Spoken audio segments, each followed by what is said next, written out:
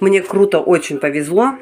Я всегда хотела выращивать георгины, но думала, что я садовод не того уровня. И в этом году мне коллега на работе говорит, так и так, мне дали георгины, хочу их выращивать, но не знаю, как с ними справляться. В общем, я сразу же такая, да, я все знаю, я что-то сделаю, давай мне.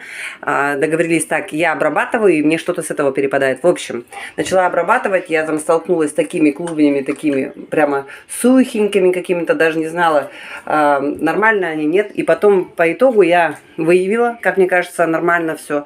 Какие-то были мокрые такие, мягкие, какие-то коричневые внутри, а какие-то на вид сухенькие, а внутри беленькие. Я поэтому вот одну-две штучки там я, по-моему, разрезала, чтобы сравнить. И на этом анализе, короче, оставила себе вот эти клумбы, замочила их сейчас в марганце.